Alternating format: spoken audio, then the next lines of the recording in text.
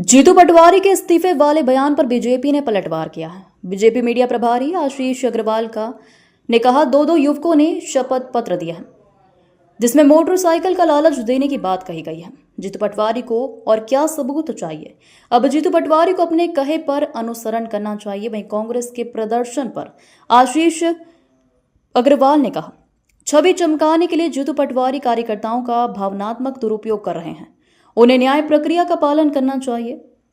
यदि वो ऐसा नहीं कर रहे हैं, मतलब चोर की दाढ़ी में तिनका है। ये जीतू पटवारी का नेतृत्व नाकारा है। अब दिल को बहलाने के लिए वो इस तरह की बातें करते रहे, दिल्ली को संदेश देते रहे, पर मध्य प्रदेश की जनता और कार्यकर्ता दोनों में उल्टी गिनती शुरू है कि कितने दिन अब जीतू पटवारी रहेंगे।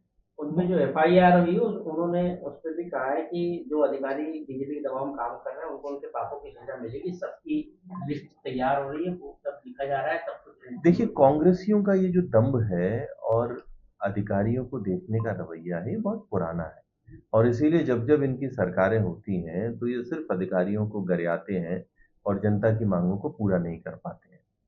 वो ये भी कह रहे हैं कि जो यदि एक भी आरोप करता है वो इस्तीफा दे देगा। देखिए, देश बाबा साहब के संविधान से चलता है।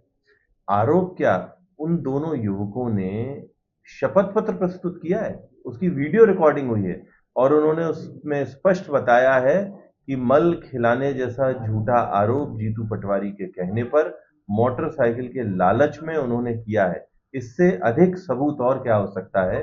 मुझे लगता है जो उन्होंने कहा है इस सबूत के बाद तो उनको स्वयं उसका अनुसरण कर ही लेना चाहिए। देखिए, जीतू पटवारी अपनी छवि को चमकाने के लिए न सिर्फ समाज का अपितु अपने कार्यकर्ताओं का भी भावनात्मक शोषण कर रहे हैं।